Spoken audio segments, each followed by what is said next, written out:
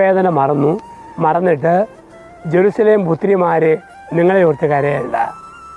നിത്യമായി ജീവിക്കുന്നവർ അവരുടെ ജീവിതകാലത്ത് ചുറ്റുമുള്ള മനുഷ്യൻ്റെ കഷ്ടപ്പാടിലേക്ക് നോക്കും, വേദനയിലേക്ക് നോക്കും. അങ്ങനെ നോക്കുന്നവർ മരിച്ചാലും ജീവിക്കും. ഉദാഹരണം മദർ തെരേസ എടുക്കുക.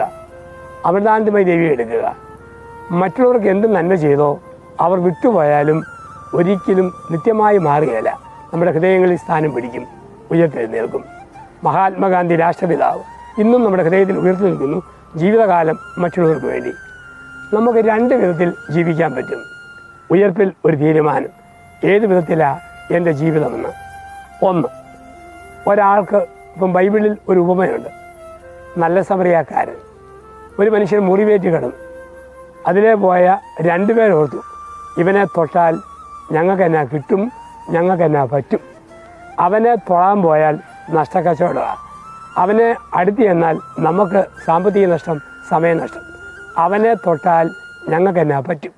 പക്ഷെ ഒരു സമറിയാക്കാരൻ ആ വഴിയെ പോയി. അവനോർത്തു, ഞാൻ അവനെ തൊട്ടില്ലെങ്കിൽ അവൻ എന്നാ പറ്റും. ഒന്നാമത്തവനോർത്തു, തൊട്ടാൽ എനിക്ക് എന്നാ പറ്റും. സമറിയാക്കാരനോർത്തു, തൊട്ടില്ലെങ്കിൽ അവൻ എന്നാ പറ്റും. ലോകം നിൽക്കുന്നത് ഇങ്ങനെയുള്ള മനുഷ്യരുടെ ഉയർപ്പ് വഴിയാണ്. അൽബേനിയക്കാരി ഒരു യുവതിയെ ഓർക്കുക. കൽക്കട്ടയുടെ തെരുവീതികളിൽ പുഴുക്കുത്തയുടെ ജീവിതങ്ങളെ തൊടാൻ പോയാൽ എനിക്കെന്നാ കിട്ടും, പക്ഷെ ഓർത്തു തൊട്ടില്ലെങ്കിൽ അവർക്കെന്നാ പറ്റും. അപ്പോൾ ഒരു മദർ തെരേസ നിത്യമായി മനുഷ്യ മനസ്സാക്ഷിയിൽ ഉയർന്നു നിൽക്കുന്നു. ഓരോ സ്ത്രീയും ഓർക്കുക, വേദനയോടെ നൊന്ത് പ്രസവിച്ചാൽ എനിക്കെന്നാ കിട്ടും, പക്ഷെ ഓരോ അമ്മയോർത്തു ജന്മം നൽകിയില്ലെങ്കിൽ ഈ ലോകത്തെന്നാ പറ്റും. നഷ്ടങ്ങൾ സഹിക്കുന്നവർ ഭൂമിയിൽ ഉണ്ടായാൽ അവരെന്നും ഉയർത്തി നിൽക്കും.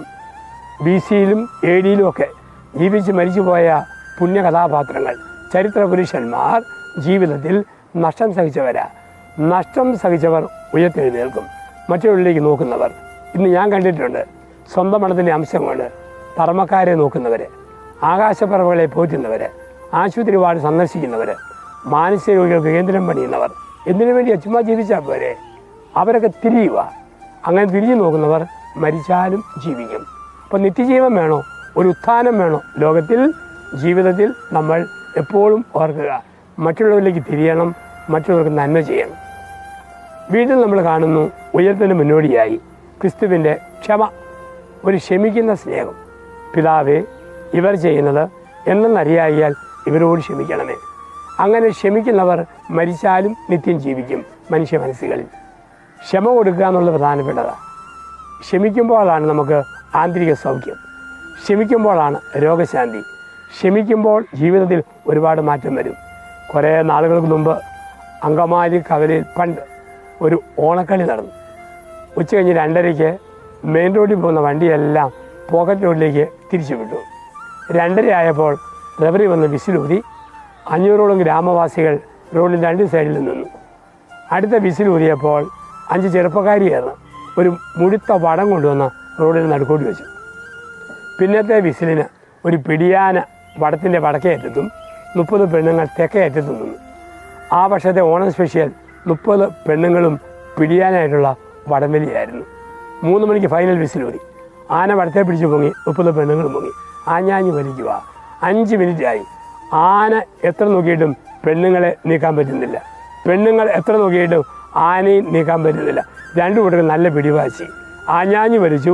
കൃത്യം 3:05 ആയപ്പോൾ പിടിയാന വടത്തെ നിന്ന് വിട്ടു. പിന്നല്ലേ ഓണക്കാഴ്ച. 30 എണ്ണം ആകാശം സാക്ഷിയായി പടർന്ന് പന്തിരിച്ച് റോഡിൽ ഒരു കിടപ്പ്. ആർക്കാ നേട്ടം? പിടിച്ചെന്ന പെണ്ണുങ്ങൾക്കാണ്, വിട്ടുകൊടുത്ത ആനയ്ക്കാണ്? വിട്ടുകൊടുത്ത ആനയ്ക്കുക. വിട്ടുകൊടുക്കുക എന്ന് പറഞ്ഞാൽ ക്ഷമിക്കുക, അയയുക, വിട്ടുവീഴ്ച ചെയ്യുക. അങ്ങനെ വിട്ടുവീഴ്ച ചെയ്യുന്നവർക്ക് ആന്തരിക സൗഖ്യമുണ്ട്, അവർ മരിച്ചാലും ജീവിക്കും. ഉയർപ്പ് തിരുനാൾ ഈ 3 ചിന്തകൾ നമ്മുടെ ഹൃദയത്തിൽ പതിപ്പിക്കണം. 1, നമ്മുടെ ജീവിതത്തിൽ നന്നായി ജീവിച്ച് നിത്യം ജീവിതമായിട്ട് മാറുക, കൊച്ചു ജീവിതത്തെ നിത്യജീവിതമാക്കി മാറ്റുക. 2, നമ്മുടെ വേദനയുടെയും നൊമ്പരങ്ങളുടെയും നടുവിൽ മറ്റുള്ളവരിലേക്ക് തിരിഞ്ഞ് ജീവകാരുണ്യ പ്രവൃത്തികൾ, പരസ്നേഹ പ്രവൃത്തി ചെയ്ത് മനുഷ്യ മനസ്സിൽ നിത്യം ജീവിക്കുക. 3, ക്ഷമിച്ച് ക്ഷമ കൊടുത്ത് നിത്യമായിട്ട് ജീവിക്കുക. ശത്രുക്കൾ യേശുവിനെ കുരിശിൽ തറച്ചപ്പോൾ യേശു ശത്രുതയെ കുരിശിൽ വധിച്ചു. യേശുവിനെ ശത്രുവായി കണ്ടവരുണ്ട്, പക്ഷേ യേശുവിന് ശത്രുക്കൾ ആരുമില്ല. ഉയർപ്പ് നമ്മളെ വിളിക്കുന്നു. ഈ ഒരു മനോഭാവത്തിൽ, ഈ ഒരു കാഴ്ചപ്പാടിൽ നമ്മുടെ ജീവിതത്തിലെ യാത്രകളെ നമ്മൾ ക്രമീകരിക്കുക.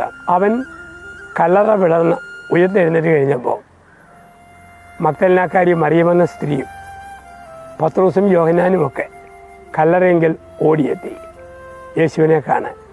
പക്ഷെ അവർ അവനെ കണ്ടില്ല. അപ്പോൾ ദൈവത്തിൻ്റെ മാലാഹ ഒരു വാക്ക് പറഞ്ഞു, അവൻ ഇവിടെയില്ല, അവൻ ഗലീലയിലേക്ക് പോയി, ഗലീലി അവിടത്തേക്ക് പോയിരിക്കുന്നു. ഇന്നും ഇത് ആവർത്തിക്കും.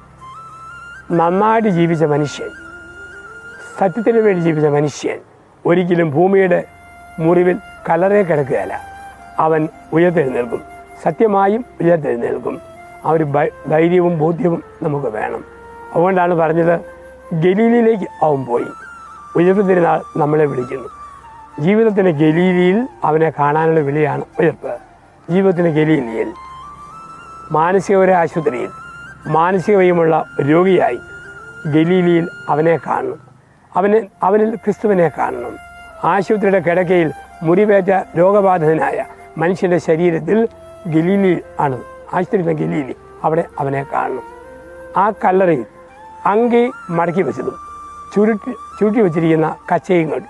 ചുരുട്ടിയ കച്ച മടക്കി വെച്ച അങ്കി, പക്ഷെ അവനെ കണ്ടില്ല. ഇതാണ് ജീവിതം. ഒരുപക്ഷെ ഒരപ്പനെ അമ്മയെ ഒരു കല്ലറയിൽ അടക്കുമ്പോൾ കുറേ നാൾ കഴിഞ്ഞ് നോക്കുമ്പോൾ പെട്ടിയുടെ നുറുക്കും അസ്ഥിയുടെ പൊടിയുമുണ്ട്, കച്ചയും അങ്കിയും പോലെ. പക്ഷെ ഉത്തരനില്ല. അതുപോലെ എൻ്റെ അപ്പൻ, എൻ്റെ അമ്മ അവിടെ ഇല്ല, ഉയർത്തെഴുന്നേറ്റു. ഇതാണ് ജീവിതം. അപ്പം നമ്മുടെ ജീവിതം ഉയർത്തിൻ്റെ ജീവിതമാക്കി ജീവിതകാലത്തെ നമ്മൾ ക്രമീകരിക്കുക. അങ്ങനെ ക്രമീകരിച്ച് മുമ്പോട്ട് പോകുമ്പോൾ ക്രിസ്തു നമ്മളിൽ വസിക്കുന്നു, ക്രിസ്തു നമ്മളിൽ ജീവിക്കുന്നു. ആ ക്രിസ്തു തൻ്റെ ഐഹിക ജീവിതകാലത്ത് ഒരു വാഗ്ദാനം തന്നിട്ടുണ്ട്. അത് വിശുദ്ധ ബൈബിളിൽ യോഹന്നാൻ്റെ സുവിശേഷം 14-ാം അധ്യായത്തിലാണ്. അവിടെ പറയുന്നുണ്ട്, എൻ്റെ പിതാവിൻ്റെ ഭവനത്തിൽ അനേകം മുറികളുണ്ട്, ഞാൻ പോയി അവിടെ ആയി കഴിയുമ്പോൾ നിങ്ങളുമായിരിക്കേണ്ടതിന് കൂട്ടിക്കൊണ്ടു പോകും, വീണ്ടും കൂട്ടിക്കൊണ്ടു പോകും. ഇതാണ് ക്രിസ്തുവിൻ്റെ വാക്ക്. എന്ന് പറഞ്ഞാൽ ക്രിസ്തുവിൽ വിശ്വസിക്കുന്ന, ദൈവത്തിൽ വിശ്വസിക്കുന്ന, ദൈവിക സത്യങ്ങൾ മുറുകെ പിടിക്കുന്ന എല്ലാവരും പിതാവിൻ്റെ ഭവനത്തിൽ ഒരു മുറിയുണ്ട്. അവരവിടെ നിത്യം വസിക്കും, നിത്യം ജീവിക്കും. ആ ഒരു ബലവും നമുക്ക് വേണം. ജീവിതത്തിൽ നഷ്ടങ്ങൾ സഹിക്കുമ്പോൾ ആരും നിരാശപ്പെടരുത്. തോമാസ് ശ്ലീഹ എന്ന അപ്പസ്തോലൻ ഉയർത്തെഴുന്നേറ്റ് ക്രിസ്തുവിനോട് ചോദിച്ചു, ക്രിസ്തു ആണോ എന്നറിയാൻ വേണ്ടി. അപ്പോൾ ക്രിസ്തു ചെയ്തത് തൻ്റെ ദേഹത്തെ 5 മുറിവുകൾ തോമസ് അപ്പസ്തോലിന് കാണിച്ചു കൊടുത്തു. അതിൻ്റെ അർത്ഥം എന്താ? ഈ ലോകത്തിൽ ദേഹത്ത് വഹിച്ച 5 മുറിവുകൾ മരണാനന്തരവും ആ ശരീരത്തിലുണ്ട്. എന്ന് പറഞ്ഞാൽ ഈ ലോക ജീവിതത്തിൻ്റെ തുടർച്ചയാണ് നിത്യജീവിതം.